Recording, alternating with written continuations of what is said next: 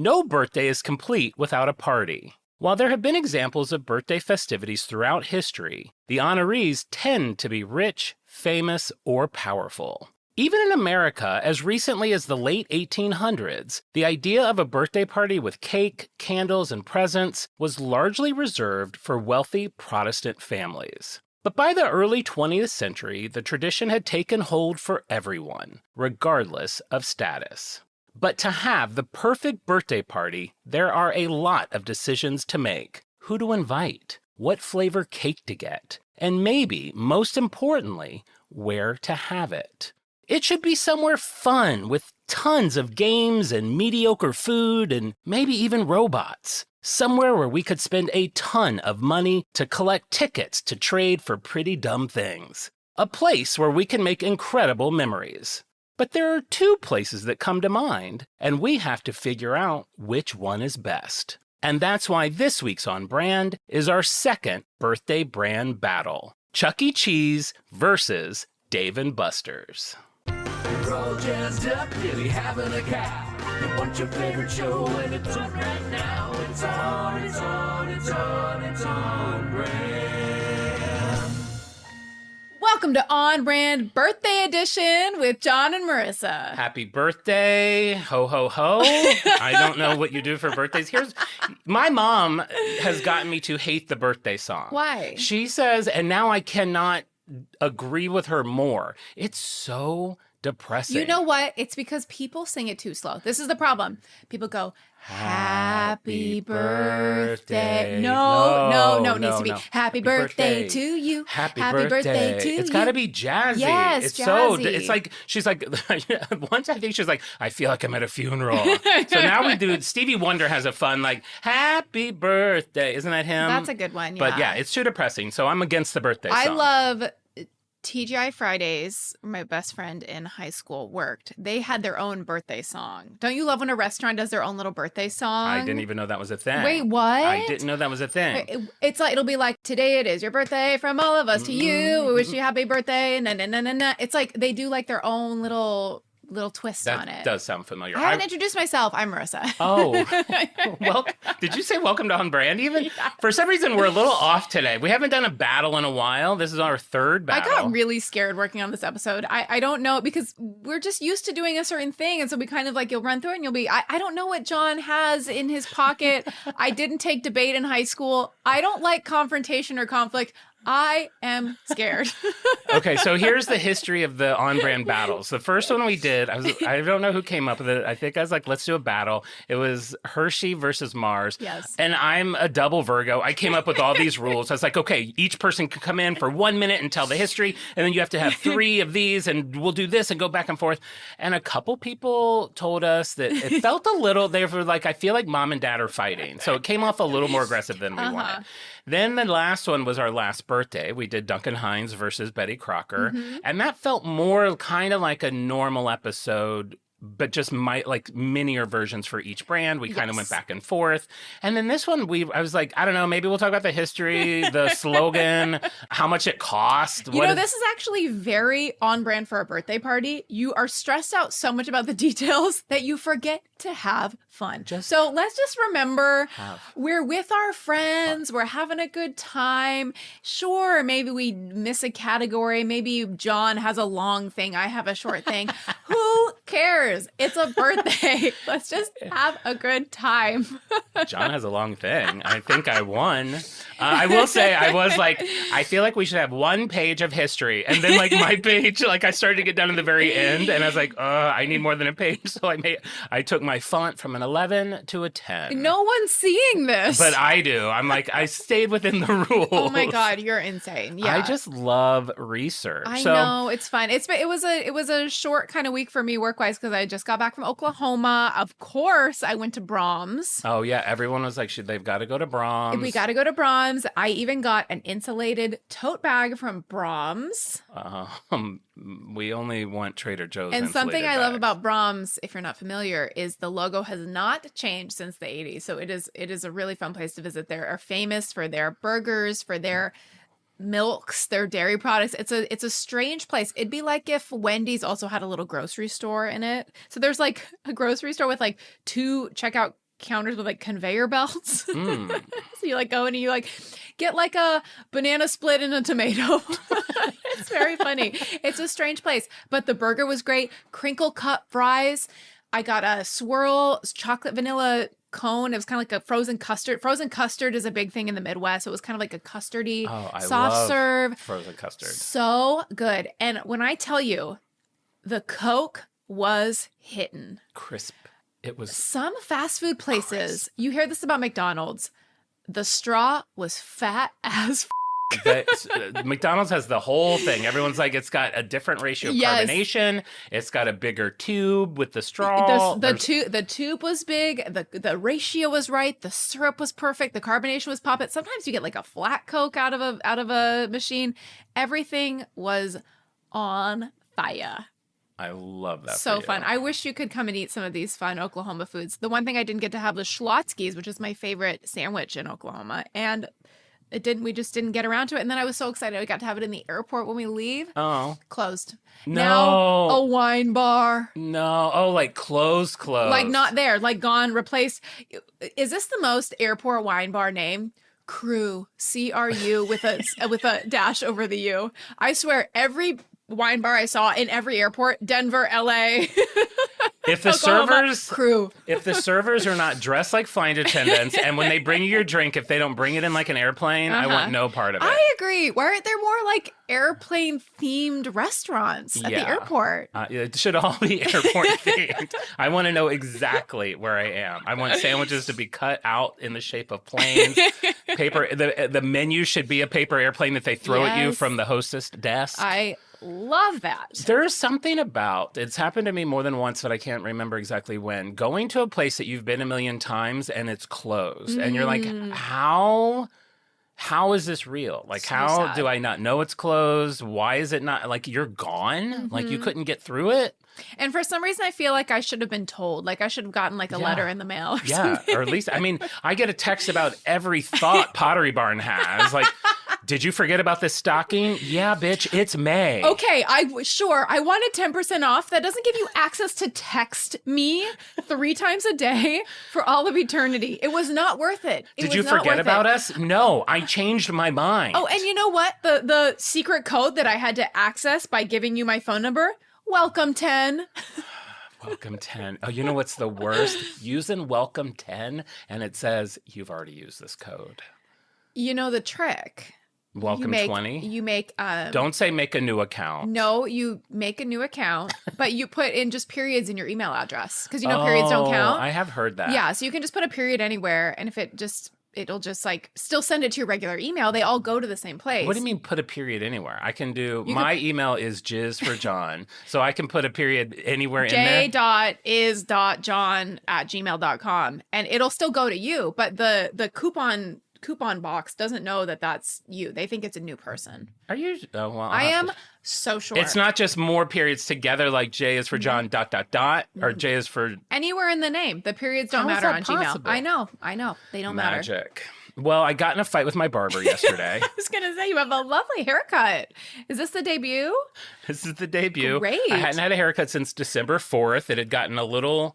COVID-y, I turned into like, we weren't doing a show then. You had a ponytail. I looked like Willie Nelson. People say Newt Gingrich and Captain Kangaroo. I was dead on Willie Nelson during COVID. Yeah, you had 2 long, stinky braids. Wouldn't leave the house without a bandana. It was a scene. Do you still have a bandana drawer? Oh, yeah. I still have an Old Navy cloth mask drawer. I threw those out with glee. I felt like they're going to be part of like my archive. The elastics all stretched out and limp. They just use like old... I mean, I did, like, as much as I hated COVID, obviously it was horrible. There was a few things in it that I didn't mind. I love being home, and I love, like, not having to be like, I don't want to feel like going to dinner. Like, no one asked. So I just got to be home. And I loved the beginning mask period where everything... Like, Old Navy would sell, like, a 6-pack of masks that they made just from, like, remnants of their clothing, and I loved it. I liked that. That was very, like, war ration-y, which I kind of liked. Yeah. And then they're like, no, you got to use like an old Capri from 2009. I literally saw an N95 in my bathroom today after I got out of the shower, sitting on the shelf. I saw in the corner of my eye. I thought it was a bra. I was like, whose bra is that? And I was like, oh, that's a mask. A bra. So anyway, I'm Speaking of COVID, during COVID, my barber that I had gone to for several years, who I didn't love, but I'm a creature of habit. And once I find someone that can cut my hair, I will go to them forever, closed down. So I was without a barber. And for me. Did he have two big scissors for hands? Yeah. Did you get like a little turned on when he gave you a haircut? He wore slacks and suspenders. Wait, Did he? I thought you were doing the Edward Scissorhands. Yeah. I didn't know he wore suspenders. Well, you don't remember he cut his suspenders with his scissors. Yeah, I guess I didn't retain that moment quite as much. God, you're derailing this story. We have a long birthday episode. That's true, so true. Okay, so I find this new barber in my neighborhood. I like Yelped it, like best barbers in LA. Found this like little barber by my house, like old school barber, which was kind of like the one I'd gone to. There's like a bunch of greasers. Yes. Is that bad to say? Rudy's. I don't think greasers is a slur. It's not. Okay. So not Rudy's. I don't know.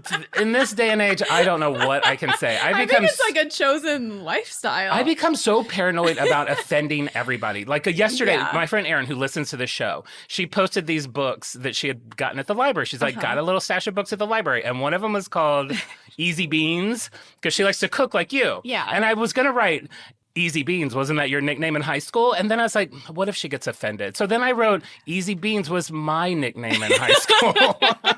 And I was like, I'll take the hit.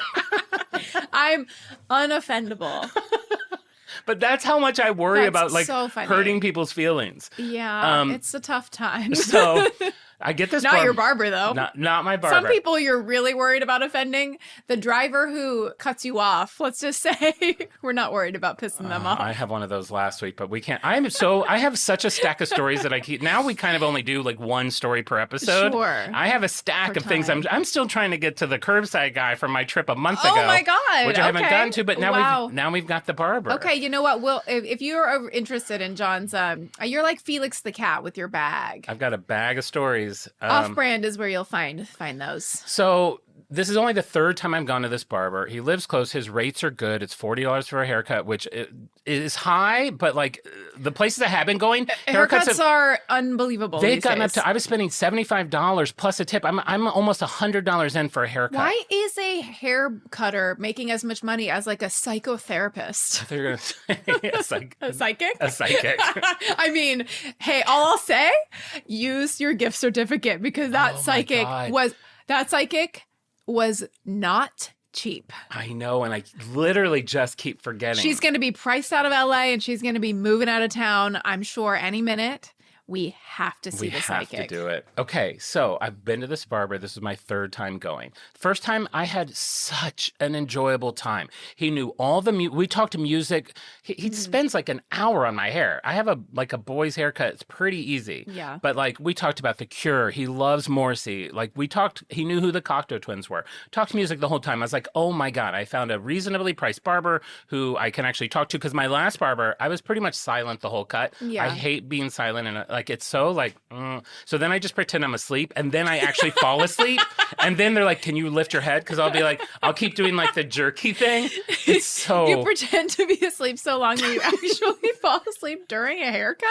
I'm not gonna lie, and I probably shouldn't put this out there because someone's gonna Photoshop it. I'm a lot like Garfield. I can fall asleep anywhere. Like just like set me down. I can nod off. I'm not off doing. Funny. I've been in a Sudoku phase. Not off halfway and through a Sudoku. I'm like that old man now, sitting in his like chair, like just falling asleep during the show. That is hilarious. So we're talking concerts yesterday, and then like, so I have an issue with Morrissey. This is much more detail than a lot of people are going to care about. Long story short, Morrissey, he was in a band called The Smiths. They're iconic. He's amazing. He's a little controversial with some of his political views, so people are torn on him, but he's so iconic. We love his voice, blah, blah, blah. He is notorious for canceling shows last minute. So people are just used to it. His fans are just used to it. But I went and saw him last year. I was like on a trip with my Avatar gal pals. We were like in, I forget where, up in the mountains. I left that weekend trip a day early to come to the Morrissey show. Went to the Morrissey show at the Greek by my house. He plays 6 songs, then leaves stage, and then we realized it's been like 10 minutes and he's not there. Someone came out and was like, basically like, Morrissey thinks it's too cold. The show is over. And he left, and I lost my mind.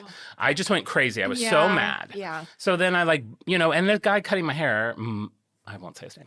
He knows this. So then I'm like, yeah, I was like, I know, I'm still trying to get over it. Like, I would like to see him again, but I'm still kind of been out of shape. Because he had remembered that story from last time when you saw him. Oh, yeah. And he just knows. He knows, like, he knew about it. He didn't go to that show. That show happened to be on his birthday, blah, blah, blah. But he's been many times where Morrissey's canceled. He's like, oh, you know what? I love that about Morrissey. And I'm like, you love that about Morrissey? I was like, you love that, like, people, like, paid money. And, like, he's like, yeah, I love that he sticks to his convictions. And I was like, it's not a conviction. I was like, that's not a conviction. He's like, he's an artist. And I was like, that's not art. I was like, and so we get into this fight. Like, and he had just started cutting my hair. And I'm like, John, he's going to make you look like Captain Kangaroo.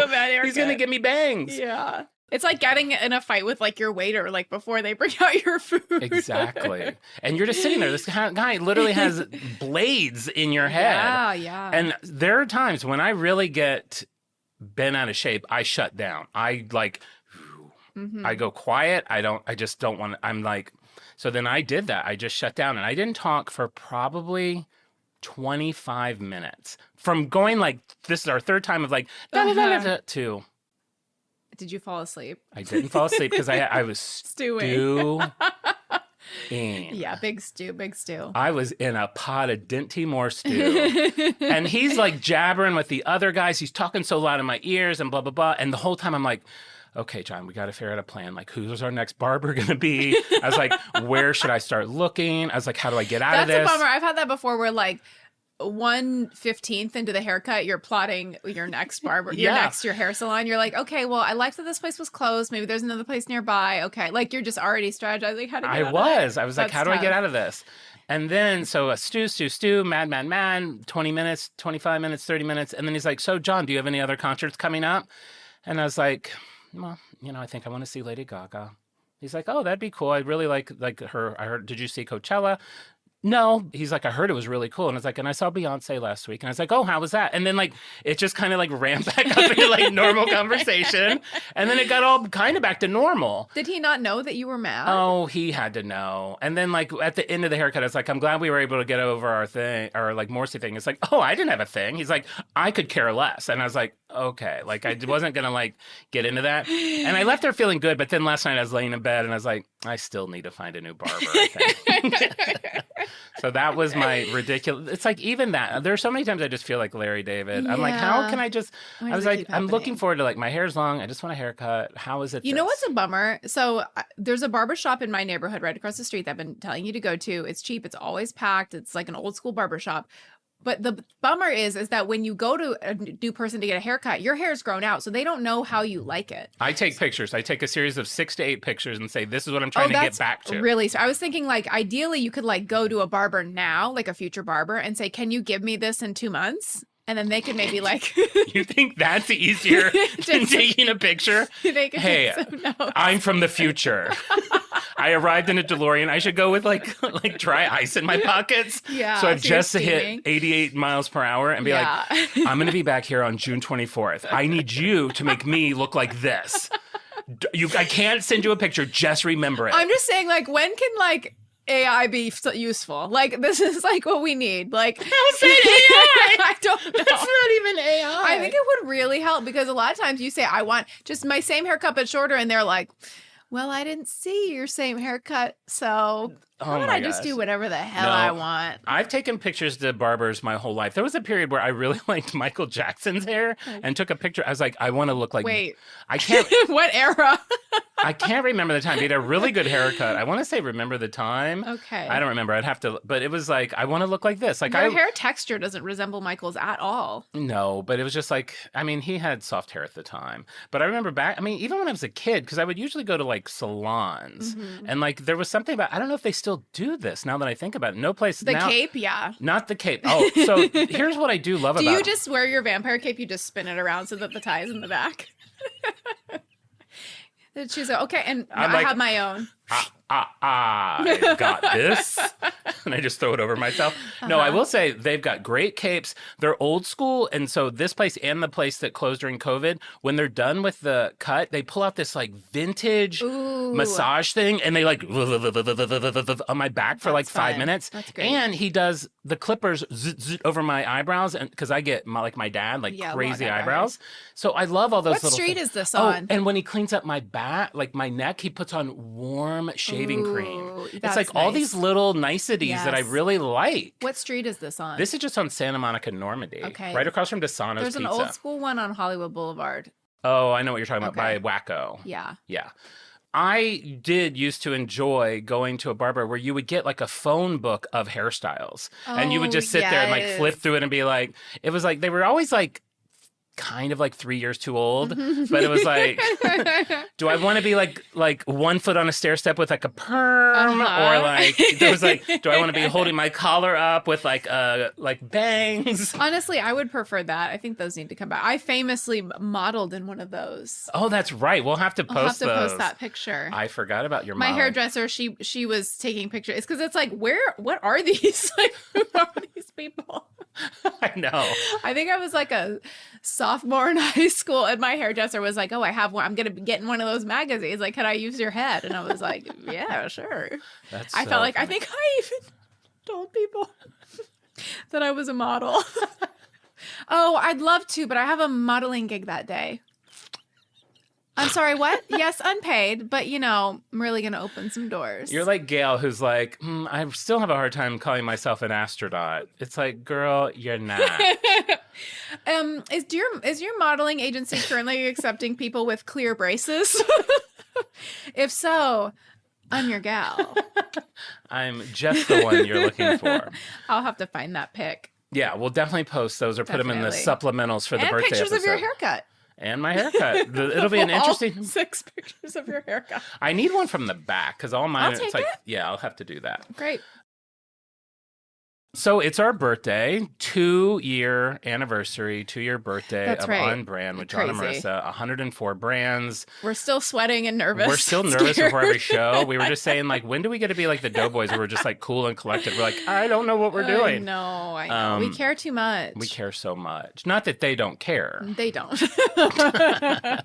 No, we love them. But it's our birthday, so we are going to do what we did last year. We had a battle. We're going to battle it out. Last year, we tried to decide Let's duke it. what was the best box cake you could have for your birthday. And today, we're going to decide where is the best place to have your birthday. Right. John, Glover, Jizz for John, Vampire Boy, Goth Gal, Beyonce, Beehive, Swiftie is here to represent Chuck E. Cheese. And Marissa, because she has actually had a birthday party at this venue, is here to represent Dave and Buster's. Oh. Okay. This is huge. So this is going to be a little loosey-goosey. We have a few categories. We're going to kind of just go through it. I think the natural thing to do in the beginning is just the history of these brands. Kind of love like it. a cliff noted, and I'm sure many young people don't know what a cliff note is. It used to be like if you were in school. That is so funny. I haven't thought about that. I've used Cliff Notes like so many times since I've actually cracked a Cliff Note. I'm sure that is like the most dated reference. If you had to read like Oliver More than Twist, Joan Crawford. yes. If you had to read Oliver Twist for school, Yeah. school, you could also, instead of reading the book, paper book, you could go to Barnes and Noble, Borders Books and Music, Crown Books. We Your had local in my town, bookstore. your local book provider, In and the buy back of the store, find a rack. a little yellow pamphlet that would summarize the book. Yeah. And that would do in a pinch. And every teacher knew what that summary was. So if you tried to use that, Yes. I mean, all the things we did were so archaic. I know. It's so funny. I used to walk to the grocery store to use a payphone Yeah. to call my girlfriend. yeah. Because if you had a house with a phone, the only one person could use it at a time. And if you Better- wanted privacy, you had to stand outside of Kroger Better time. in Sharonville. All right, so Chuck E. Cheese. Where did this place come from? What does it evoke for you? It is nostalgia. It is sad. It's a lot of things. It's shitty pizza. It's like, I don't have the best I have no real memories of Chuck E. Cheese other than pop culture references. I don't know that I ever actually had a party at Chuck E. Cheese. You've been to a Chuck E. Cheese. I've been in a Chuck E. Cheese as an adult. I feel like I went in a couple years ago at Eagle Rock just to see what it was like inside. Actually, it was when when we first started the pod, because I was like, I was like, we should do Chuck E. Cheese. And then I saw that Doughboys had done it on I think their 11th episode. I was like, we should do it on the 11th as kind of an homage to them or something. And then I just forgot about it. That's so funny. Yeah, I don't know that I've been to a party there, but in my mind, it's I think we probably all have a lot of the same visuals of it. Like when for Gen X, it was there was the big animatronic band. There's several characters. They're playing music. It's kids. It's I always assumed it was kind of low rent pizza. You play games, you win tickets, you get a prize, you have a birthday party. It's that's it. That's what it is. And I think, it's come a long way. And I think that's basically what it is now. It's gone through a lot of changes over the years, but I did not know the history of it. And I got to say, I do think it would merit an episode on its own because the history is pretty interesting. So let's get into it, shall we? So you can't talk about Chuck E. Cheese without talking about Nolan Bushnell. Are you familiar with him? Never heard of him. Okay, well, let's get to know him. He was born in 1943, grew up in Utah. He liked to tinker with things. He liked to build things. He would go to this abandoned place where they had old World War II planes. Oh. And because they would recycle. Airfield? I think an airfield is when it's still being Jay used. Leno's garage? One more. The Ford Museum. They probably have those there. They do. Do they really? And really good pressed pennies, which of all the places I've been did not get a pressed penny.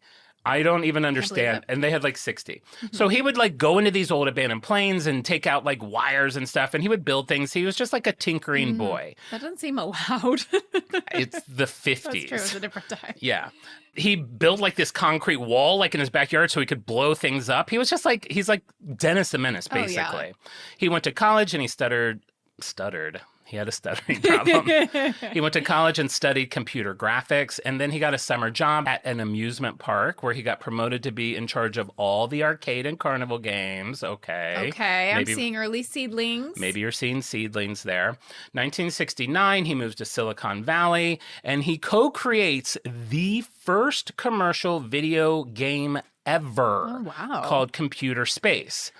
That game would eventually evolve into what is now known as the legendary game Pong, which I'm sure we've all heard of. So him creating that earns him the title of the father of video games.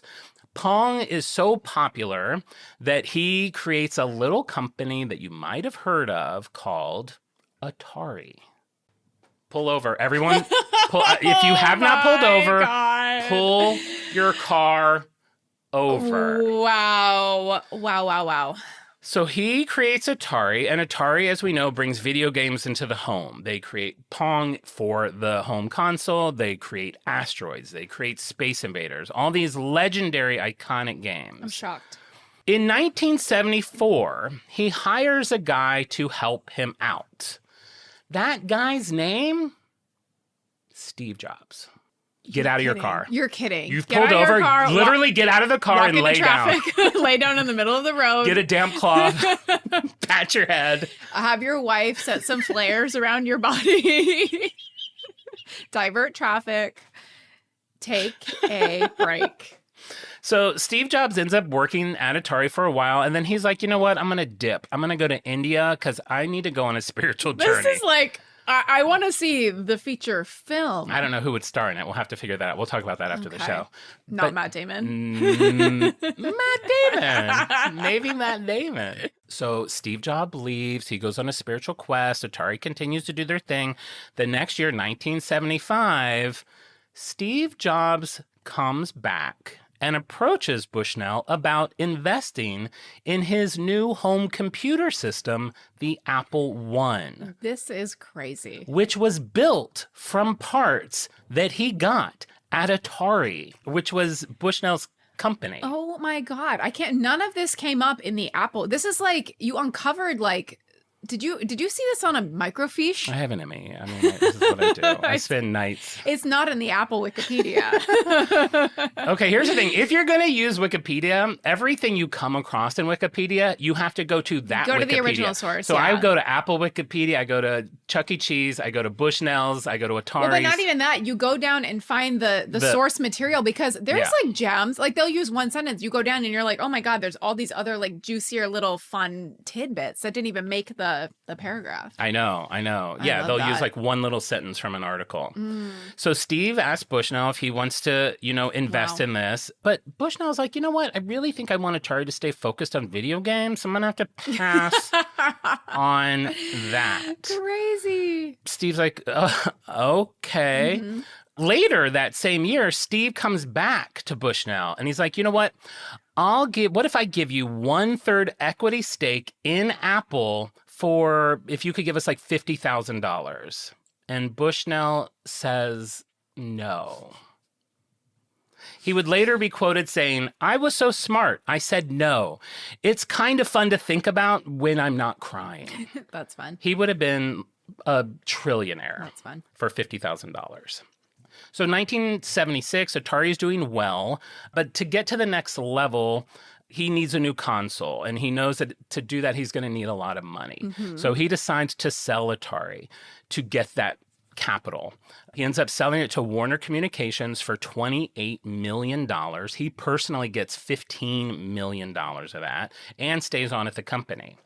So now it's 1977, and then before he even started Atari, he would drive around the Bay Area, and he would look at pizza parlors and restaurants and dream of, like, opening one someday. He thought, like, it would be, like, a fun thing to do, but he knew that it would cost a lot of money, so he kind of just put a pin in that dream, and then he went on to do Atari and all these other things. But now the guy's rich. I mean, $15 million in the 70s is like $700 trillion Unreal. now. He's rolling it, dough. So then he has kind of his aha moment, and he wants to expand video game arcades beyond where they are now. Normally, you'll find them in like adult locations like pool halls.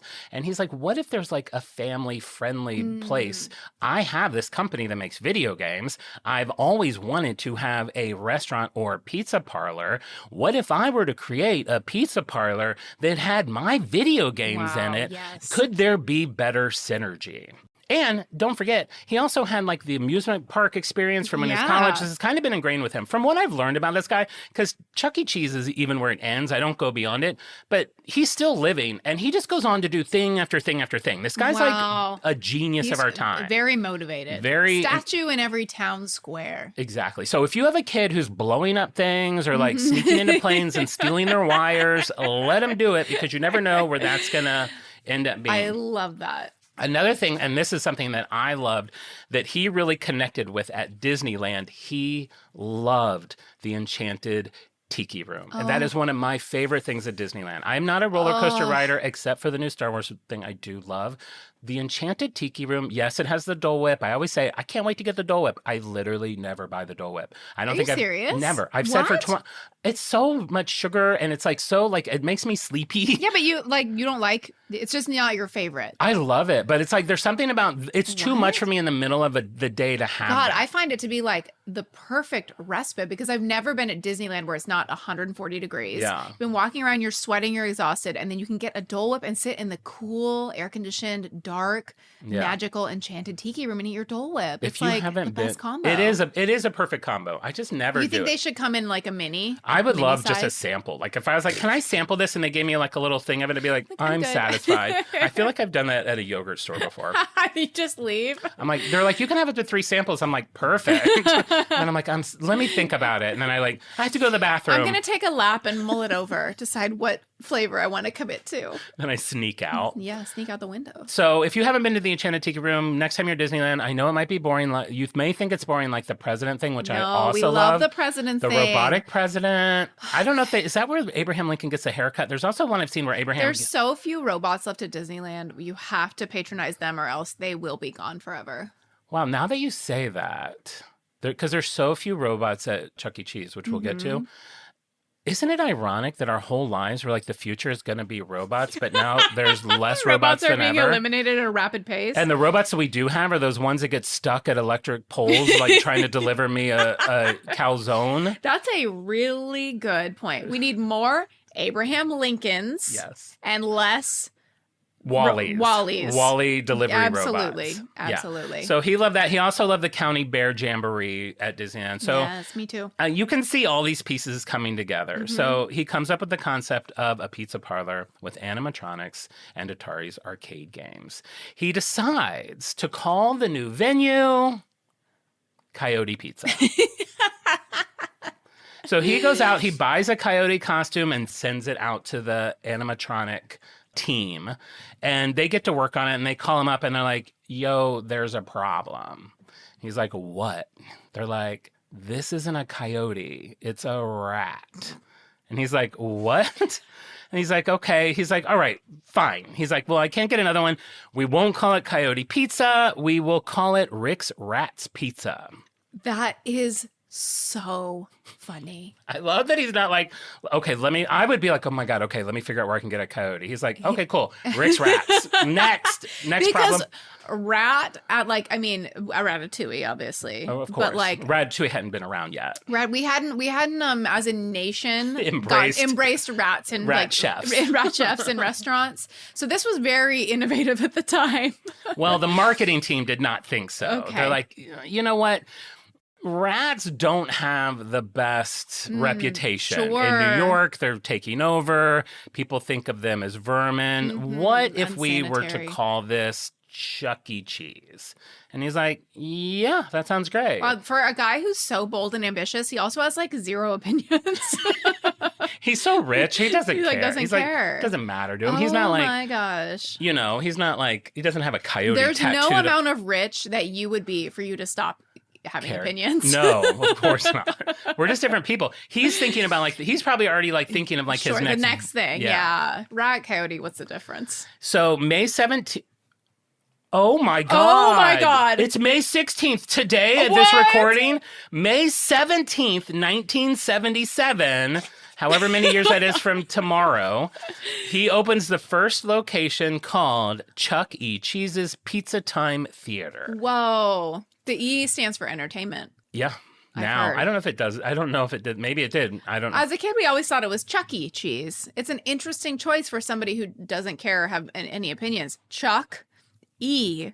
Cheese. It's so specific. And it's like me with my rabbit. When I was a kid, I had a rabbit for so long, I changed its name every 8 years. Like, first his name was Fluffy, then it was Fluffles, and then it was Mr. Fluffles. Mm-hmm. I think this has gone, it's been like Chuck E. Cheese's, it's been Chuck E. Cheese. It's like, they've kind of They're all altered over the the name place. over They're the trying years. to get a lot of coupon codes at Pottery Barn, changing their name. Oh my God. Pull a fast one. Yeah, they're all about getting welcome 10s to use over and over again.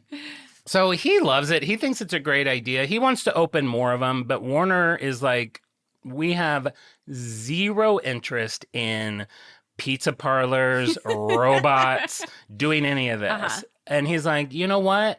This is the future.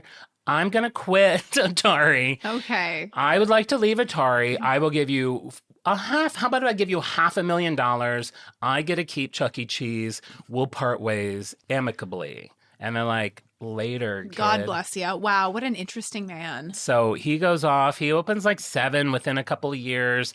And then in the early 80s, is it thriving? No. They file for bankruptcy. They get out of it. Over the years, it changes names a million times. Like I said, they're kind of changing their identity. They're trying to find their place in it, but it remains like a kid's birthday party place, basically. Yeah. And then I can get into, I don't know how far I should go into history. I can This get was into not one page of research. Yeah, it literally is. It literally, Tiny it's as one this page font. and 3 sentences. Okay. It was a tiny font. I also don't just read exactly, some of them are bullet points, so I sure. discuss. No, it's fun. It's lively. I mean, we've had people literally pull over on the side of the freeway. I want to give them. They're laying down on a major interstate. I wanted to feel worth it for them. we'll leave my story there. Great. Maybe we'll do maybe a catch up of where these companies are now later. So that's how Chuck E. Cheese came to be. If you find, I don't know, iconic people like Steve Jobs interesting, or like very interesting. The connections between all the like Apple and Chuck E. Cheese, you had no idea. Maybe this is where you'll vote for when you put your cursor to the vote. But I'd love to hear how Dave and Buster's came to be. Well, you know what? Dave and Buster's, as you mentioned, it's very near and dear to my heart. I had my 30th birthday at Dave and Buster's, which you were very displeased to find out about. God, I mean, but that was what, 14 years ago. Do you like Dave and Buster's? So I was grumpy that day for some reason. I don't remember why. I feel like I was grumpy. Here, from what I remember of Dave and Buster's is the games were like giant size versions of phone games. So there was like a giant Angry Birds game. And I felt like you couldn't play them as long as you wanted. Like I felt like you would finish a level and then it was like game over. It wasn't like game over when you died. It was like always trying to get a turn. It was trying to get more money out of me. Yeah, that's fair. And you can assume that some of the games that are just like a giant iPhone are not my personal favorite games. I know what your favorite one is. You were at this for like an hour and a half. That one that just has stacks and stacks of quarters or coins. The coin pusher game. And you like keep dropping a coin in and they have it. They're probably super glued down to the thing so they can't actually fall over. I'm telling you, these coin pushers are a huge part of the Dave & Buster's experience. Recently, I haven't been to a Dave & Buster's, as we were next to one when we went to Islands after we did the Titanic escape room. We should have gone in. I feel like there was like a cover charge or something. There was like a bouncer outside. It was like something was going on there. We didn't end up going in, but my favorite game at one of these kind of places, there's a place Round One near us, which is very, very similar. They have Down the Clown, which is a game where you throw balls at carnival-style clowns. They tip down. It's a very efficient way to get a lot of tickets if the bonus is just right. My arm, when I tell you, I could not move it the next day with how hard I was throwing these balls. The same was at Dave & Buster's. The birthday party at Dave & Buster's was amazing for a few reasons. Number one, time of your life. Yeah, of course. Memories you'll never forget. Number two, you're the birthday girl. So that you have a card that has all your tokens and your tickets on it. At the end of the night, you're the birthday girl. Everybody's giving you their cards. If you could see Marissa in the gift shop where I have never seen someone attempt to do math in this way before. This trying was to maximize my beautiful mind moment. Yeah, trying to maximize getting the most bang for your buck. And I think we ended up leaving with like a Game of Thrones Risk game. Game of Thrones Risk, a camping hammock, lots of candy. Smarties for days. Smarties for days. And in my nightstand, I probably have like 12 of these game cards still. So yeah, it's huge. I love Dave & Buster's. We love games. I love, the environment is quite stimulating. It's overstimulating, some might say. Quite loud. You have to shout to be heard. Yeah.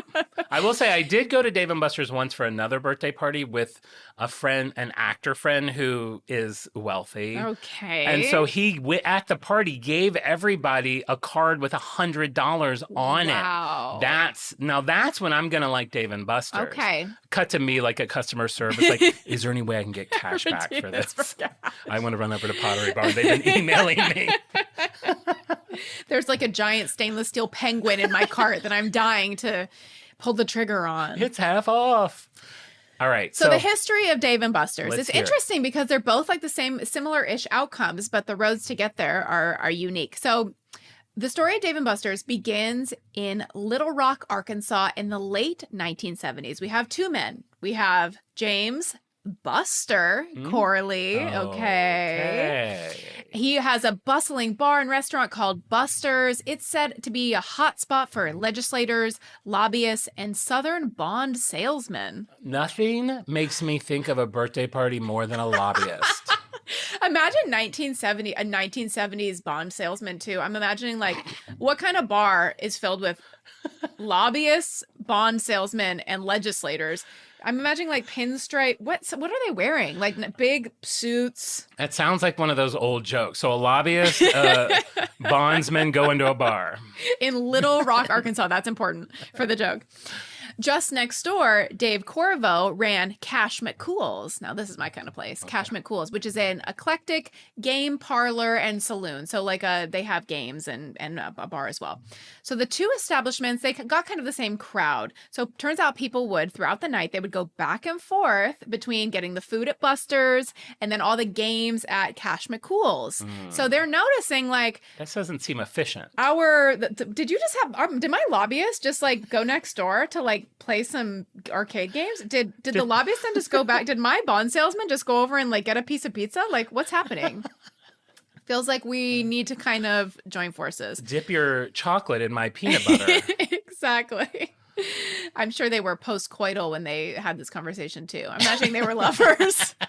70s lovers on a big brown bed. Okay, so then they were noticing this pattern and they have like this idea. What if we combined both of these experiences, the experiences of dining, gaming, drinking, all under one roof? This is the 1970s, so there wasn't really an established market for this at the time. This was kind of like their original idea. What's crazy is this is the exact same time as Chuck E. Cheese. Crazy. Yeah. Crazy. So this was the birth of this revolutionary concept, an adult playground that fused dining, drinking, and gaming into one cohesive experience. And boy, does it. They moved to Dallas, Texas. In 1982, they opened the first Dave and Buster's. So Corley focused on the food and service, while Corriveau handled the entertainment and gaming. And the formula worked. By 1989, the Edison Brothers stores bought a majority stake in the company, helping them expand nationally. They went public in 1997 under the NASDAQ term, what do you call it? Play. And they are quite successful to this day. They've had a few dips over the years. I don't know how updated we want to get, but like, you know, obviously COVID for the in-person gaming industry has posed a bit of a challenge. But actually in 2024, they were having profits that preceded like their pre-COVID levels. So they're fully back, they're fully on the scene, and they have expansion worldwide. It's a really expensive restaurant to run. It costs like $10 million to open a Dave & Buster's. Jesus. And they are still turning a profit, and they're the gaming destination for anybody who's turning 30 and wants to have a good time. So I think what seems like might be the big difference, and maybe we'll have on the vote for the freaks. Oh yeah, did we say at the end? Well, at the end, you can make your decision, and then we'll post it on Instagram, and you can vote. Yeah, we're going to have the week. freaks decide which brand, who wins the battle. But maybe, I mean, I do feel like there's like, if you're having a party, like I do feel like Dave & Buster's is a slightly older crowd, maybe teen up, and then Chuck E. Cheese does seem like it's teen down. That is a really good point. So That's maybe we cover both. But since you went it through, I'll just kind of finish up where Chuck E. Cheese is now, because I do think of one thing that they did that I thought was so interesting during COVID, because obviously they had the same struggles. All of a sudden, they're known for having very close proximity parties, like basically a room with 1 million families and kids in it. Yes. So they weren't able to do that. So all of a sudden, I think it was in 2019, 2020, someone ordered some pizza from a place called Pasquale's Pizza and Wings. And it got to their house, and she was like, this feels like Chuck E. Cheese. Unreal. She called her like food delivery person, was like, where did you pick this up? And he was like, I picked it up at a Chuck E. Cheese, and it had a sign on the window that was like Pasquale's Pizza. So, and that name is a character of one of the characters in the Chuck E. Cheese mascot. That is so funny. What they did during COVID was, and I'm assuming, I didn't see this, but I'm assuming because they maybe thought people wouldn't, that they don't think of Chuck E. Cheese as being like a place that you order food out. Sure. They created this whole like fake pizza place. Genius. It really was genius. Is the pizza good? Apparently, and people are like, and they're like, by the way, it's not the same pizza. Other people think they also were using it to test out this new pizza recipe that they wanted to introduce. Like they said they were making the pizza from scratch, and it was this whole different thing. So I thought that was really fascinating. And it's kind of similar to what you were saying about Dave & Buster's, is they're now at a point where parties are back strong. I think you're going to a Chuck E. Cheese party, or was it Christine? Yeah, no, I have a Chuck E. Cheese party coming up. You have, and I haven't been. I had my full disclosure. This could be off the record if it affects your voting. I had my 5th birthday party at Chuck E. Cheese, and I do have home video. Oh my God, you have to put that up. I'll have to find it. We'll have to find that. So their parent company did file for bankruptcy in 2020, but they came out of it. And in the last 5 years, they have spent over $300 million to remodel their fun centers. I think all the restaurants except 3, they've gotten rid of all the animatronics, which is super sad. Such a bummer. Because knowing that it's a kids restaurant, obviously, but the people who have kids now are like old millennials or young millennials who have a memory of going to Chuck E. Cheese and they remember the animatronics. It feels like that would be such a good draw for the nostalgia factor. Yeah, I know. Expensive to maintain, let me guess. Maintain. They also said that they were trying to entertain children in an age of iPads and smartphones. So kids are like to sit down and watch an animatronic show for like a kid now. Can you imagine your children just sitting there for 20 minutes? I think they would like it, though they don't have iPads. Maybe I feel like that it's so novel that like a kid, you're used to seeing anything on it. I feel like seeing like a giant rope, maybe they would cry, maybe it would be scary. I don't know. Maybe it's a Hazinga, but the numbers are not saying that it is because they are making a lot of money. They've introduced trampolines, which they are very proud of. And we'll get to cost later. Trampolines are not included in anything. They are a completely separate fee. You do not get a free trampoline at Chuck E. Cheese. Why are trampolines so expensive? I don't know. That is crazy. But now, like, I encourage you, once you do finally get up and back in your car and get home, go to the Chuck E. Cheese YouTube page. There are so many videos. They're so funny. It's almost like they're trying to be like a kid's show. It's like cartoons. Chuck E. Cheese. I mean, we know what like trampolines are. Oh, not just about trampolines. No, they were just like no. There's like how to do the Chuck E. Cheese dance, and like funny. I'm watching it. It's like God. It's like I hate kid shows so much. I mean, I know they're so good for kids, but they're like, and like you eat pizza like this, so let's all do this, and then they turn that into a dance. They're and, like, trying to like you shake the palm, hook kids into like the Chuck E. Cheese as like a mascot, like you would want to go to Disneyland to see your favorite Disney characters. 100%. That's what it's like now. Because now at the parties, someone does come out dressed as Chuck E. Cheese. Oh, that's fun. Yeah, definitely. That I'm glad they kept that. It's not like a hologram. It's not a hologram. There are videos. They have a big screen. Take a green screen selfie. I mean, I gotta say, I wouldn't mind a hologram. Like if it's like Star Wars hologram where it looks like it's in the middle of the room. Yeah, that would be cool. All right, so now you've got both of our histories. They both started about the same time. Mine's obviously a lot more interesting, but now they're both doing well. Yours has more, I would say, twists and turns. You know, it's just all about how you tell a story. That is really exciting. Now, I don't know. Surprises. Did you do any breakdown on like how, if you were to have a party there, like how that works or what the cost is or things like that? So the party packages, in my understanding, to get the price of the adult party package, you have to submit like a form. It's not like it's your not taxes? made public. You have to submit your taxes. It's around $30 a person for kids. So I don't know if the price changes for adults it was a few years ago, not 14 years ago when I had mine. Okay. But I'm sure it was somewhat reasonably priced. But wait, you're 40? Oh yeah, that's right. You think I'm 44? That was the joke. I never even knew if you got it. But do you think I am 44? No, I think you're like 38. No, you're 32. But you shouldn't think I am. You should think I'm You 29. look 43. But starting at $29.99 per person for a kid's birthday party. It goes up for adults because you could get like drink packages and so things like that. You would need to get in touch with your designated party planner. But in my experience, it was pretty reasonable. Are we talking about price in general here? Or you just want to talk about like the play experience? Well, here, why don't I break down my pricing because it's really easy to understand. Great. Okay, so if you're going to Chuck E. Cheese and you want to have a party, you can definitely just get the fun package. That's $99, and that will allow you to have a party for your birthday star. That's what they're called. Okay. And 5 additional kids. If you want any additional kids after that, it's $20 per person. That's going to get you 2 hours of play. That's going to get you a Play Pass card for each kid, unlimited soft drinks, because what parent doesn't want their kid to have unlimited soda? And then each kid will get an extra 100 tickets, which I do like that they're throwing tickets out at people. They're throwing tickets. That's interesting. And I didn't even, so the price of the games is included in that. That's interesting. You get a decorated table, and then the birthday star will also get 1,000 extra tickets, a ticket blast experience where you get to go in like the game show, like tube of tickets and try to grab whatever you want, and then a collectible star play band that you wear. Cute. Now, just so you know, this does not include any pizza. Okay, so let's say you... What about trampolines? No trampolines or pizza, and you do not get a host. Okay. Okay. So if you want those things, then you're probably want to go up to the mega fun plan. Now, this is going to be $34 a kid. You're going to get everything that you got before, but now each kid will also get 2 slices of pizza. Okay. I did watch 2? 2 slices. I did watch a YouTube about it, and the mom said some of the slices are very How small. skinny are these slices? Some of them are very small. There have been rumors over the years that when you get a pizza at Chuck E. Cheese, it's sometimes assembled from leftover slices from people. This has not been confirmed. No. That would be so obvious. Well, I did watch a video where there was one piece that did not look like it belonged.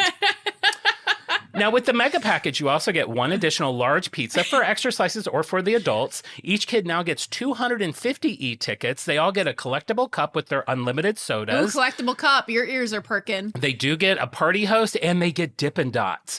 The birthday kid will now get 2,000 tickets. They also get to do the blast experience now with twice as many tickets inside of it and a tote bag. Okay, I'm hearing collectible cup and I'm hearing tote bag. I think your next birthday party might be at Chuck E. Cheese. It's going to be the mega. Well, is that it? Is that as good as it can get? Of course not, because there's also one more tier. If all of that is not enough for you, of course you're going to want to step into our ultimate fun plan. Okay. This is now $40 a kid. You're going to get everything that we mentioned before. You're still going to get double tickets. You're going to get the tote bag. You're going to get all the other things. Now every kid is also going to get a goodie bag. You're going to get 2 large pizzas. Each kid will now get 500 bonus tickets. The birthday kid will get 4,000 bonus tickets. Wow. And they will also get 1 bronze 2-month fun pass that they can come back and use at Chuck E. Cheese anytime. Wow. A $60 value. I hope that this all made sense to you. It's very easy to understand. If not, I'm happy to go through it again. That's interesting. So I'm looking at the kids. I didn't know how granular we were going to get with the features of each party tier. But it's interesting how they break it down because Dave & Buster's, the minimum price, as I said, was $29.99. You can have 10 to 20 guests. Wow. You get choice of pepperoni or cheese flatbread pizza. Flatbread. Okay. French fries, unlimited soft drinks. Dave & Buster's is I'm sure we'll talk about food, very well praised for their food. They had a kind of a reimagining of their menu a couple years ago, so apparently it's even better than ever. Unlimited free soft drinks. Again, what parent doesn't want their kid having unlimited Coca-Cola Classic? You know what I'm hearing? Ice-capade. I am sneaking into Chuck E. Cheese ASAP to see if I can get some ice. You think they'd let the kids access the soda fountain? Rob, who is that vampire over at the soda machine? Sir, you need a child with you to enter.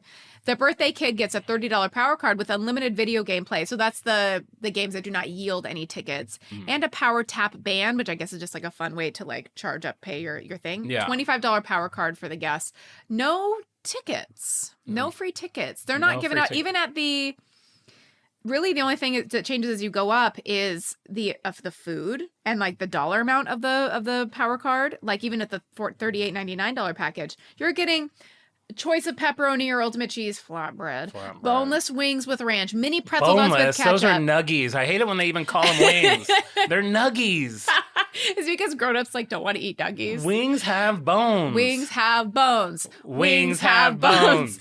Garlic butter pretzel sticks. I love how predominant pretzel is in the menu. I find that to be quite fun. We don't have a pretzel. French fries, unlimited soft drinks. Birthday kid gets $50 power card, unlimited video game play, power tap band. Guest $35 power card. So they're a little more stingy with the prizes. I will say the prizes at Dave & Buster's are probably better. They you can get an iPad. You can get like a PS5. Nobody on earth has walked out of a Dave & Buster's with an iPad. And if they did, John, it was an iPad 1. No, I'm telling you, the fandom of Dave & Buster's, it is an addiction for many adults.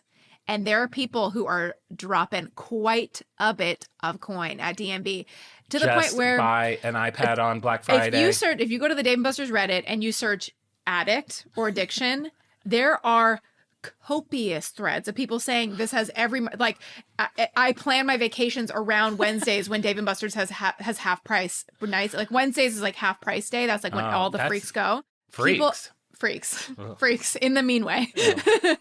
People are like, they are revolving their entire lives around Dave. If they're like traveling, they're like, how close am I to a Dave & Buster's? Like, it is a problem for some people. That's fascinating. It's I don't think Chuck E. fascinating. Cheese has that issue. It's a 2-hour party. You're You're in, there you're from like out. 12 to 2. Yes. If you have gotten the tier where you have a host, they clean up for you. I would like to talk about food very Sure, quickly. yes. Kind of the basic things. Of course, you have pizza. They've course. invested in a new recipe.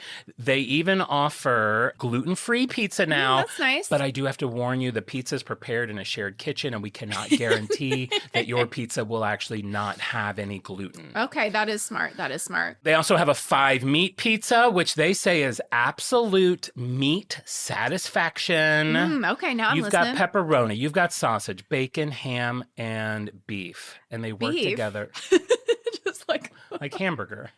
It I works. think that's too many meats for like a 7-year-old. According to them, it's absolute meat satisfaction. You have your normal appetizers, wings, cheesy bread, fries, salad. You have desserts. You can get a cake that has an edible picture on it of Barbie, That's of cute. Chuck E. Cheese, That's cute. Paw Patrol, Batman, Hello Kitty, PJ Masks. I don't know who that is. That must be It's a someone thing, yeah. very new. You're going to love this. A giant cookie that is cut in slices like a pizza. I do love that. I know that we've gotten the Pizookie before. Yes, God, I love a Pizookie. BJ's is just unbelievable. I So love a good. BJ's. You can also get unicorn churros, which are That churros sounds fun. dusted with cotton candy, sour apple, and blue raspberry sugar. Oh. Dippin' Dots, as we mentioned before. And now, what they are very proud to offer are slices of Buddy V's cake. These are those sad cakes that we see in the vending machines Yes, at the Vegas, Cake the Boss. rainbow cake. Yes, They yes. are very probably overpriced and not that delicious. That's interesting. Wow, they're cashing in on like the Cake Boss got a licensing at Chuck E. Cheese. They Good for did. him. And beer and wine at select locations. I'm assuming you guys offer alcohol. Alcohol is a pretty big part of the menu at Dave & Buster's. Let's just say you go to Dave & Buster's to get pretty up. Yeah, Chuck E. Cheese does not seem like a place you go to drink. Like No. maybe like I could see maybe some moms Sad having sad dads with a beer and sad moms with some wine. With some wine, for sure. It's Saturday, but you're like, it's 11. It's Saturday. I'm not judging. So the menu at Dave & Buster's, it looks pretty good. They have, you can DoorDash Dave & Buster's, which it sounds like you can do through Chuck E. Cheese, through their like Pasquales, through their secret menu, but you can order Dave & Buster's for delivery.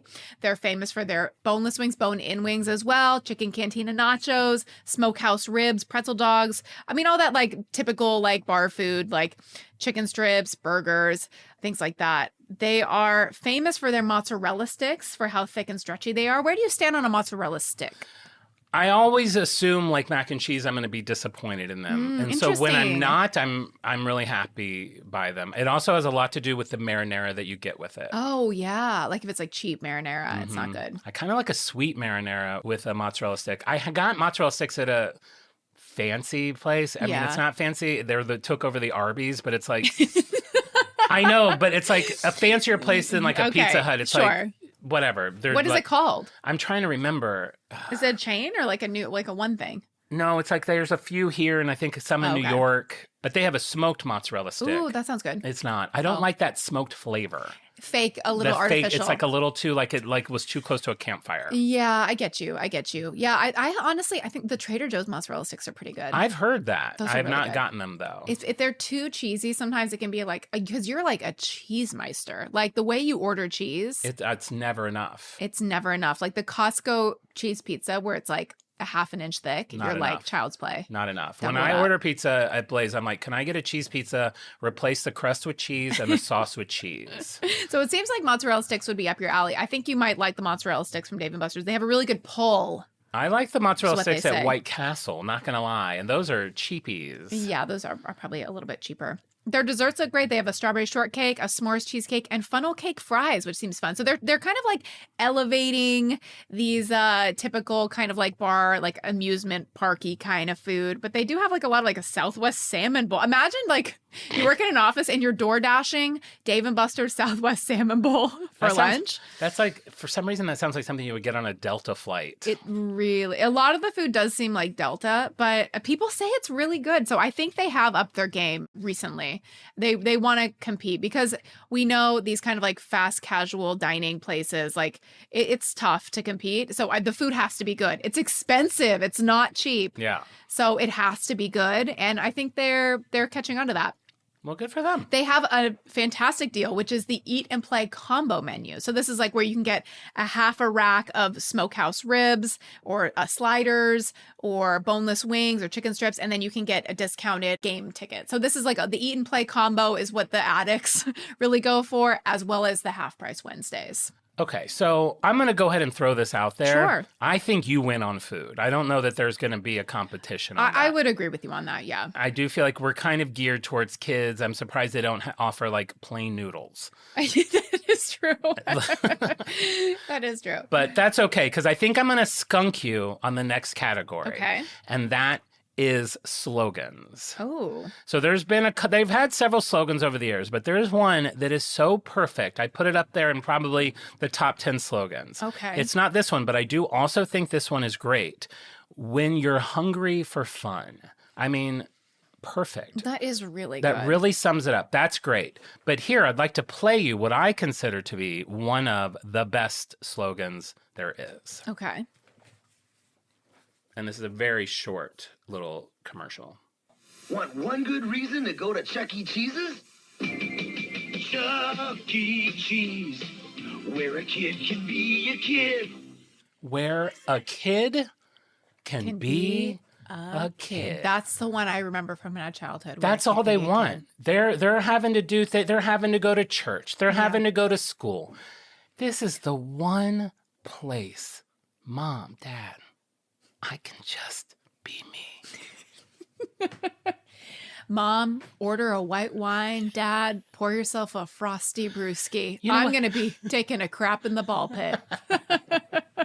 I mean, where a kid can be a kid. It's up there with like, what's another good all the other good ones that I can't think of right now. Just do it. Just do it. That's good, yeah. Whatever Apple's was. Just listen to it. That is really good. That's really good. I will say it evokes a lot. It's nostalgic for me personally. I had my 5th birthday party there, so I feel really connected to it. 7 words to sum all that up and to create all the nostalgia for I know that everyone that's still pulled over is like, oh my God, I had not thought about that in 30 years. Well, how about this Slogan? slogan? All right. What they did in 7, we did in 3. Oh no. Eat, drink, play. Yeah, that is. Eat, drink, play. Yeah. Straight and to the point. There's periods in between every words. I think they're trying to get that Pottery Barn discount. Yeah, I mean, sure. That tells you what you can do there. Is it iconic? Does it make me nostalgic? Does it give me the feels? No, we're not getting all of. We might be getting one feel. I don't know if we're getting all of them. No, that feels very corporate. I think I'm going to win that one. Mm-hmm. That's interesting. In the 90s, so my 5th birthday party, so it was in 1991. And this was at the same time that Planet Hollywood, Hard Rock Cafe, all of these like experiential dining restaurants, they were all kind of like coming up at the same time. Obviously not all of them made it. I mourn the loss of Rainforest Cafe. It was like there was a big push to like make going out to a restaurant like closer to like an amusement park experience. And that was a really, really fun time. I feel like we really lost that. There was a Rainforest Cafe here when I moved to LA. We had one in like Culver City, or whatever that was, West LA. Yeah. You know what I miss, and I'm looking it up real quick to see if there is still, I feel like there may still be one, was Farrell's Ice Cream Parlor. Ooh. And I know that. I know. I've been here. Yeah. I know that they were in California. We had one in Tri-County in Cincinnati. It was like it was the place to go for your birthday. And like you would go, and then like if it was your birthday, they would bring you out. I mean, I assumed you had to order it, but like they would bring you out this huge sundae. And the way I remember it, they came out like a marching band. Like it was like everyone's like playing instruments and singing. And the first time it happened to me, I was scared to death. I was You thought they were going to kill you? Yeah. It's like, what? It was like so intense. But then it's like they have, I know I brought this up before. They had like the old old-timey candy shop where I would get like the softball-sized jawbreaker that I would have for the next 2 years. It would be under my bed. Your tongue is bleeding and raw. You just keep licking it and trying to get all the different layers. But yeah, Pharaoh's Ice Cream Parlor. That's so fun. I know. I feel like we really lost that. Yeah, we've lost a lot of that kind of like go have fun. And now it's like backyard birthday parties, pick the theme. Isn't your son, you have a birthday coming up next week? I have a birthday. No, it's actually tomorrow. Tomorrow, yeah. So I am deep in the throes of party planning. Our theme, what better theme for a May birthday than Halloween? Your mom, I saw your mom gave your son like this little Halloween toy last week, and I was like, this seems old. And then I was like, oh, right, this is like. It's fresh out of the box. We are getting, and you'd think there'd be better deals, but nope. Halloween costs the same no matter what time of year. That's so it's year funny. round. So Chuck E. Cheese, sure, they have a ball pit, they have trampolines. We've heard now extra. They cost extra. They have. I didn't even get into the games, but obviously they have all. They've got like it's kind of varies per location, but you can assume you'll probably find skee ball. You'll find maybe air hockey at some of them. Classic arcade games. You've got racing games. You've got all the normal things that kids want to play. That I should have probably gotten more into that, but that's kind of a given. I think of Big Bertha is the game that I played. Gosh, let me look that up really quick. Big Bertha. You know what I think is kind of sad though, because I do really like that Chuck E. Cheese is throwing tickets at kids. Like the more you pay, they'll just like, here's 5,000 tickets, go get something good. What is sad to me is, and it's I'm sure better for the environment, is the tickets are all e-tickets now. So it's like on an app. Like there was something so fun about being a kid and like you play skee ball and like one game like one ticket's like, and then another time like 70 come out and you're like, oh, it's like it was such a thrilling. When they are piling up on the floor and kind of like zigzagging, like self-folding. God, it's just the best. This was Big. Oh, I can't turn my computer around. Big Bertha was a game where you throw balls into Big Bertha's mouth, and obviously she has a big mouth. She's like, "I'm hungry," and then like you feed her balls, and she gets bigger and bigger and bigger. I can see why you would like that. God, I love Big Bertha. So you have. You said, "God, I love big balls." God, I love big balls. So you have Big Bertha. You have the trampoline. Do you have a human-sized claw machine? No, and I have seen that, and that's good. That's pretty fun. So these are rolling out. They're not yet at our local Dave & Buster's, which is on Hollywood Boulevard. They're not out? No, they're rolling out. They're rolling out. They're in many locations nationwide, but they're not yet at our local Dave & Buster's, so I haven't been able to try it. You get strapped into some kind of Tom Cruise-esque rig and lowered into a pit of like inflatable aliens and like pretty large prizes in relation to your body size, and you are trying to grab them like you are a human claw. That's super fun. And you get to keep as many as you can grab, right? I think so.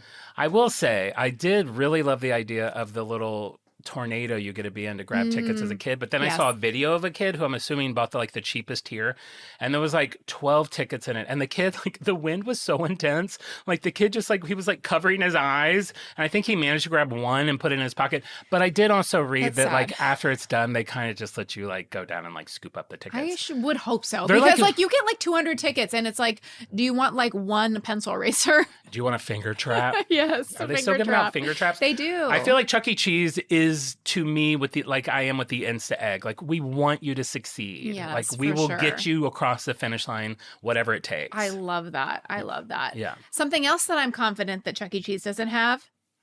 A major partnership with UFC.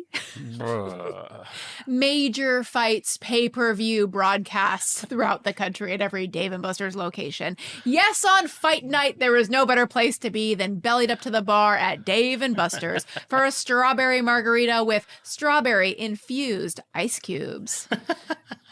I do like straw. I mean, do you like a fancy ice? I would put up with sports to have a fancy ice. You know what I love? I mean, I so rarely go to a bar, but if you get that round ball, I don't know. It's kind of intimidating. It is? Yeah. You don't have to like suck I feel like it takes up like. I feel like it takes up so much of the glass. You think it's a scam? I feel like you get so much less. I'm in it for like quantity of beverage. That's true. I've seen you so many times at a restaurant telling the server, you say, listen, I want one Diet Coke. Keep them coming. Just like, don't give me the tall, slender glass. Just give me give me a pint glass. You know that pitcher that you're using to dispense water? Fill that up with Diet Coke. leave it on the table, and you never have to hear from me again. There was one Thai restaurant in Hollywood years ago that, and every time we would go there for lunch, they would bring me a glass of Diet Coke, a carafe of Diet Coke. And when you got the pad thai, they somehow made a curly Q of carrot that if you held it out was like 4 feet long. And it was like my favorite place to go to lunch, and they closed down. Oh, that's so fun. I miss it to this everything. day. That's a bummer. So, yeah. So, sure, you have maybe a couple funner games, but you've got annoying drunk people. That is true. We have annoying children. That's true. I feel like it's kind of even. The histories are similar. Tough. I do feel like my history would make a better film. It has twists and turns for sure. Yours might make a better kind of like if you throw in where they're like, this is based on a story, but like you could probably do like a small series on yours. Mine would make a great movie. Yeah, mine would be a good like sitcom on Peacock. Yeah, probably a Peacock sitcom, and mine was like a Netflix series.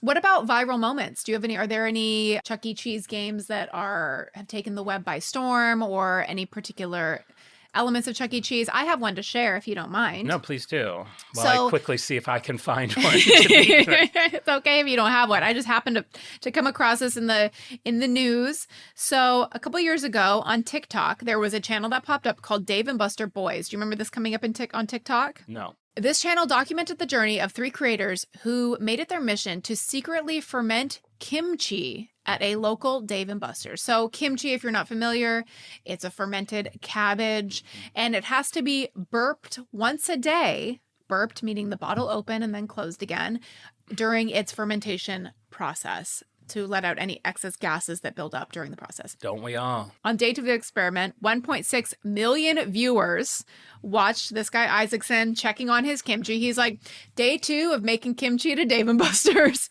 He goes by to like a game behind in the shop. He goes behind where like by the plugs, and he like burps his kimchi and puts it back. Now it's gone viral. Dave & Buster's is commenting, "Sir, please don't burp your kimchi here. And what can we do to make this all go away?" So Dave & Buster's, they're pretty lighthearted about it, but they're definitely wanting it to end. Isaacson has the upper hand. They're kind of playing up the seriousness of it. On day 4, they gave the company an ultimatum. They said, "We will halt our experiment of burping kimchi in your Dave & Buster's if you give us this highly coveted whiskey set prize," which is a decanter and 4 glasses in a leather briefcase, and it is worth 8,000 tickets. What? So you can also buy them on eBay for $300. So after 58 days of this, Dave & Buster's made the deal. He went to Dave & Buster's where he'd been burping his kimchi, and he received his prize. So he got it? He got it, He like blackmailed them and won? Yes, he did. He blackmailed them and won. So basically you're saying that Dave & Buster's gives in to terrorists. They do, yeah. I don't know how Chuck E. Cheese feels about threats. Well, I don't know if they're so quick to cave. I'm not sure if I have a viral moment like that, but I did read yesterday. I was reading through some customer reviews, and one person did say that they would not go to Chuck E. Cheese unless you like the smell of feet. And then they posted a picture of a socked child's foot. That's very funny. So we have that going for us. I will say there's something about Chuck E. Cheese and probably Dave & Buster's, if I saw it with all the lights on. Yes. That feels kind of like a game room that's been made in an office. Like it's like that crappy carpet that has to be, I'm sure gets puked and peed on all the time. So they have to be able to wash it. It's all kind of like, I don't know. I call it like stock footagey, like cheap, office-y. Sure. Crappy build. It's a place that you're kind of there. You're there for 2 hours. For 2 hours. You're renting it for 2 hours. It's Sure. like we work for parties. Exactly. Exactly. I don't know what the recurring patronship is at Chuck E. Cheese, but well, I can answer that for you. Go for it. Because that is something that has come up recently with part of this whole new revamp. So apparently the average customer would come to Chuck E. Cheese 2 to 3 times a year, which is why they wanted. That feels like a lot. I mean, if you've got 2 kids, you have a guess couple so, parties yeah, there. sure. But that is why they have introduced, I said in that one package that you can get like a 2-month pass. In the last few years, they've introduced passes. Oh, cool. So you can get like depending on how much you want to spend, you can get a couple months or 3 months or whatever and come in and play as much as you want. Those have been so successful. Like it was like I don't have the numbers in front of me and I apologize, but it was something like in the first year they sold like 40,000 of them. In the second year they sold like 100,000 of them. They're doing so well. They're now selling annual passes. So they're basically trying to make it so it's not people like us aren't just seeing it as like a place you go for your kids' party. Like you can stop in there just to play some games. That's a really smart idea, especially on like a hot day or if the inclement weather. Like it's good to have a nice indoor option where you can you have a annual pass. That's really, really smart. I will say you probably did not experience this growing up here. Maybe you did. In the Midwest, I grew up in Westchester, Ohio. We had an arcade that was about a mile from us. And I am of the generation where, in the summer, when the sun comes up, we're gone. Like I just got my group of friends. We would walk to the arcade. We had an arcade in Tri-County by Van Luden's. Like arcades were so in our DNA. God, someone should open up an arcade in our neighborhood. Oh my God. Well, we had Smash Button over in Echo Park. I want one but it closed. And that was like an amazing arcade that had all the vintage games. They were still only a quarter. Yeah. And I don't think it lasted, which sucks, but they needed a giant 4x6 foot Flappy Bird. Yeah. I have to be able to put on virtual wings and try to knock down a pig house. VR headset. It's too much now. But there is something about, and what I found so fascinating about those old arcade games is they were designed to be hard, because all they wanted was your quarter, so they didn't want you to be able to play forever. For sure. And speaking of playing forever, just a side note: if you haven't seen King of Kong, please. Oh my God. I haven't seen it since the one time I watched it, but I remember loving it so much. We should rewatch that because that movie I think I've only seen it once also, and it was maybe my favorite documentary I've ever seen. Maybe that's what we should We were talking about live streaming the movie fun. King of Kong. If you haven't watched it, get in your car, go home, stop at the library, rent it. Well, do we have anything else to battle? Should we do final thoughts? Yeah, I have a review to read. Do you have a review? I pulled one. Okay, my review will kind of sum it up, I'll say. Okay. And in my final thoughts, I will pass the baton to Chris B. from Canoga Park, California. Okay. I absolutely love Dave & Buster's. They have the best happy hour, and all of their staff is super attentive and accommodating. Their deals are phenomenal, and their food is really good. Everything from their steak bowls to their wings are top-notch! Exclamation point. It's always a blast and a treat for me to come into this restaurant because their ambiance is so relaxed and truly a blast. The value here is beyond exceptional, and everyone from the managers, the bartenders, and the hosts are truly the most kindest people I've ever encountered as a local on Hollywood Boulevard. Thanks for being my all-time favorite hangout spot. Wow. Wow. I hope you find someone. Wow. Okay. I also have one review to read. Okay. I only skimmed it yesterday, so we'll see if it's good enough. Okay. And I didn't write down her name, but I remember it being a woman. Sure. The 90s are back and just as fun. I was a little worried taking my child here, given some of the reviews were not very positive. However, it turned out to be a lot of fun. Chuck E. Cheese is just as I remember it. Pizza, soda, and lots of arcade games. Fun. And Chuck E. Cheese himself even made an appearance. Wow. The service is very basic. You walk in, order at the front, find a seat. When your buzzer goes off, you go to the counter. She did not get the mega plan. Everything is self-served, which is understandable since they don't leave room on the bill for you to leave gratuity. I was pleasantly surprised that the arcade games were so affordable. They charge about 1 point per game, so the package I got came with 100 points, which gives you 100 games. That's fun. Needless to say, we didn't even use half that card. Wow. I'm sure the kids would have. Yeah. But she's like, we gotta go. We gotta go. Get out of here. Get out of here. Save it for next time. She loses it in the laundry. The ambiance is very kid-friendly. Every child is running, screaming, and seemingly having a great time. Given that it can be difficult to have a conversation since it's so loud, I took a star off for the for the $10.99 slice of frozen pre-packaged rainbow birthday cake.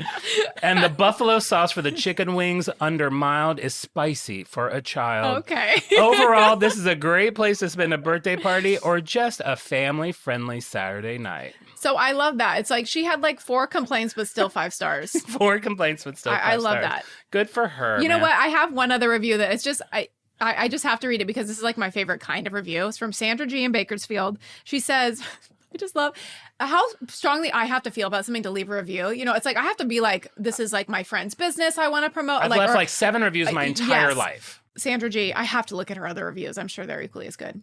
I had no idea this location was here, but we ended up here anyways. And the pizza is to die for. I mean, the flatbread.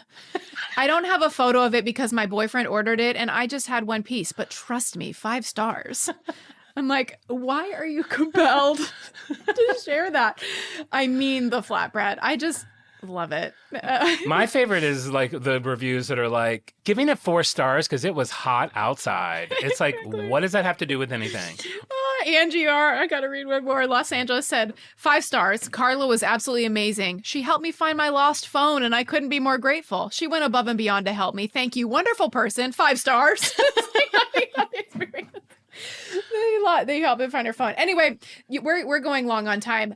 That's what I have for Dave & Buster's. If you have an experience there, I would love to hear it. And everybody can vote on it'll be on Instagram, right? On yeah, Instagram, we'll do a poll on Instagram. You can decide which place you'd rather have a party, or if you feel like it's equal. I guess it just depends on your circumstance. Or no, maybe we should make it equal. Maybe we should really pick a winner. I don't know. We'll decide next week. Sure. When we post it. But yeah, that's what we've got. This might reveal how many children listen to the show. Yeah. I vote Chuck E. Cheese because I'm 7. It's like, why are you listening to this? I choose Dave & Buster's because I own a flatbread company. Okay, well, I can't wait to see who everyone votes for. Obviously, it's going to be Chuck E. Cheese because, I mean, that history is crazy. You have Steve Jobs, you have everything, but we'll talk about it. You guys figure it out. All right, but before we go, I want to give the shout-outs to our Insta-Egg winners for this week, our Freaks of the Week. This is for the Play-Doh Insta-Egg, which was a picture of children playing and a pile of dough. It couldn't have been easier. And these are the 5 people that not only got it right and made it into our Wheel of Freaks, but they also got picked. We have Diamond Joe. We have Caitlin Biskin. We have Barbara. We have... Why are you laughing at Barbara? I don't know. It's just like for only a first name. I hate when there's only first name because then someone will be like, wait, was that Barbara me? I'm like, I don't know. There's 3 Barbaras.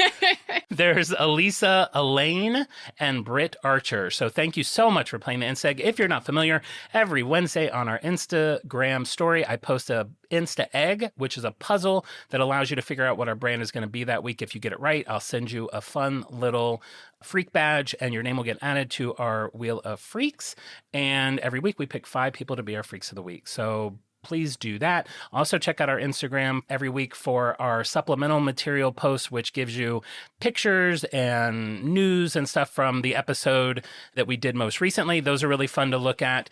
Oh, and I also want to give a shout out to Nightmare Sally, who wrote us on YouTube.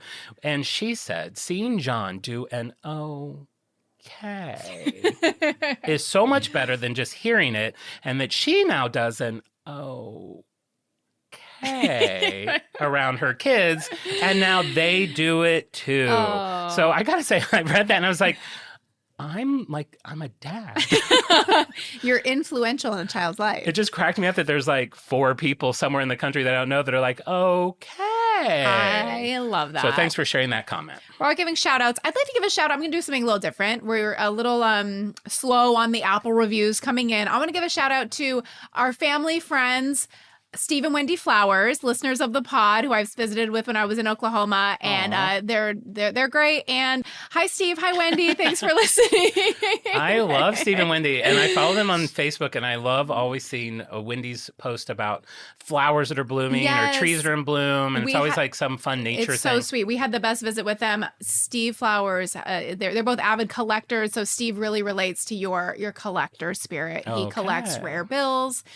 Wendy collects clocks, interesting clocks and spoons, and among other things. So they're great. And rare bills, like bills from like companies that don't exist anymore. Like I got an old steam engine bill. Or dollar bills. Interesting coins. Steve, if you ever want to pass those collections on, I have a storage unit that can definitely hold some old bills. All right, good to know. Or old bills like Clinton. I open it up and there's just like 9 peeps and Bill Clinton. All right. With that, we'll be back next week with an all-new episode. Don't forget to vote for the winner of the Battle of the Brands. Yes, and thank you sincerely. I know I thank everyone a lot, but I love that we've done this for 2 years and that you guys are sticking around to listen to it. So thank you for getting us to our second year. Yay! And just remember, we may go off topic, but we will always be on brand. Bye. Goodbye.